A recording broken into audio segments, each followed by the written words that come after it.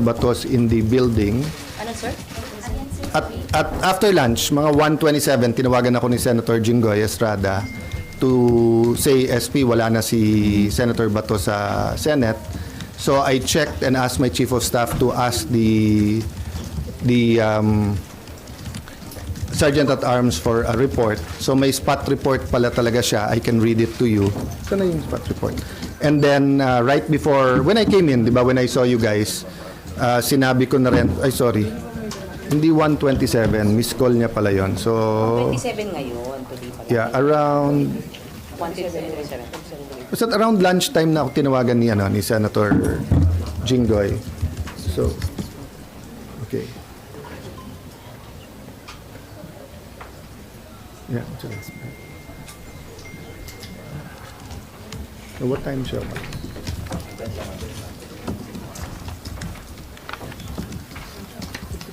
Yeah, but no, yung not the incident, yung pag-alis ni Bato. Ito. Okay. Yun yung dun kasi sa attack kagabi, hindi pa tapos. So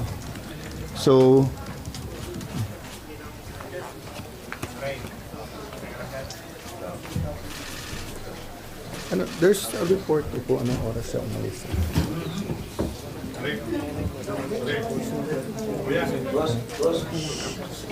Sir, may mga camera sa likod. Nasaan yung incident? Sir, may camera sa likod. Ano sa inyo? Dito. Kuya. Wala. Okay. So, long story short, kinonfirm ng Sergeant at Arms that he's no longer in the building. I'm waiting for the complete incident report, anong oras umalis. In the meantime, nakausap ko at nag-text sa akin yung kanyang wife. And I told her naman na I will papaabot ko sa Filipino people and sa 13 yung kanyang message. So sa 13, sabi niya, sana wag sayangin yung sakripisyo na ginawa ni Senator Bato. She hopes that we stick together.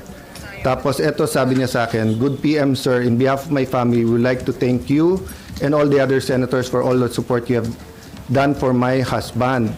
At the same time, I'd also like to ask for forgiveness for all the confusion and havoc it has created in the Senate.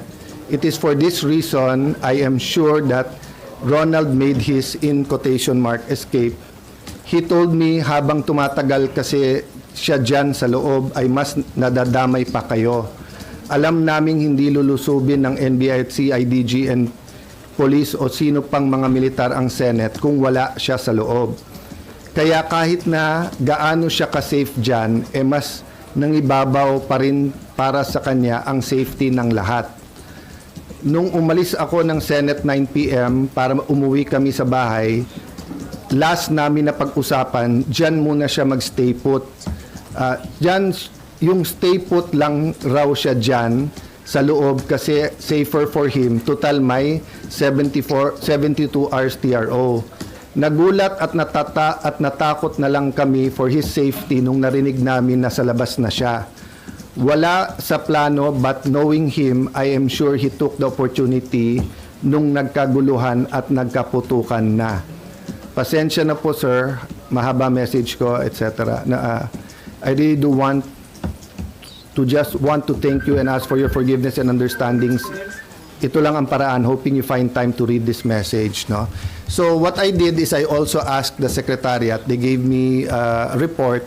Up to this point in time, the promise of the NBI director na he will give me at least two things.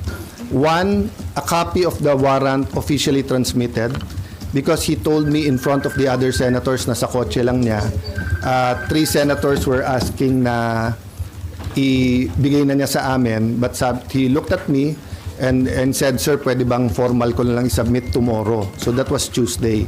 It's Thursday, we still don't have it. And he promised me na ilalagay namin under his custody yung Siyam, pero magre-report ka agad about the manner that they tried to arrest Senator Bato, and number 3, in connection with number 2, a report dun sa ginulpi nilang isang member ng OSAA. Still zero report from the NBI. So I'd like to clarify to everyone, we did not arrest Senator Bato. We extended the courtesy and the traditions of the Senate that hindi pwedeng mag-aresto sa loob.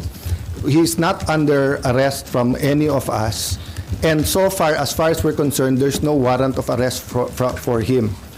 So he knew from the start, I knew from the start, I never hid from any of you. Anytime you ask me, nandiyan pa si Senator Bato, I answered you to the best of my ability. And I told you, nandiyan pa, tinanong nyo how long will he stay, as long as he likes, di ba? So he made that decision on his own. I found out when Senator Jinggoy called me. I had no idea last night because he came pa to see Sec. John Vic. So I brought Sec. John Vic sa taas, sa 5th floor because ni-request nung isang staff na, sir, hindi pa alam sa 5th floor na secure na at hindi pa nila alam ang nangyayari. Baka pag umakyat yung mga pulis, baka may gulo. So I went up, medyo naka-vest at armado pa yung OSAA. So Sec. John Vic asked them na lahat may barel, ibaba yung barel. We explained the situation that OSAA is still in charge inside but there's a joint investigation. Little did we know na hindi pa fully secured when we answered you because nga may na-aresto actually kagabi. Diba? I think na-report nyo na lahat. So I just promised Sec. John Vic that I'll wait for his report and that siya magsasabi sa details para nga walang miscommunication or accusation. But since someone close to me sent me a text,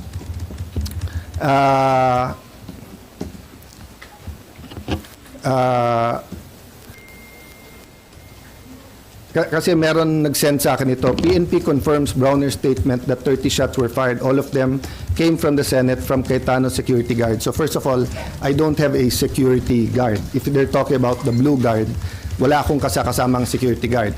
If they talking about my security, they're also from the PNP. I double-checked before going here. Walang nagpaputok sa kanila. Okay? So anyway, make a long story short, ito po ang text ni Sen. John Vic. The count was 27 from inside the Senate and 5 from the other side. No? So my point is, nag-verbal warning sila. Tigil nyo yan, whatever the words were used. Sino, sir? Sorry, yung OSAA, nag-verbal warning. Hindi tumigil yung kabilang side from trying to get into the Senate. So nagpaputok sila in the air. Ang problema, nagpaputok pabalik. So eto, kung whoever the perpetrators was, di ba? Kasi nga, last night, bago umalis si Sec. Remulla, sabi niya, so far they saw 1 bullet. So syempre, nakita ko yung mukha ng OSAA, that's not possible. So someone showed me the video and man nga told me may live nga, di ba? So sinabi ko lang na, Sec, can you allow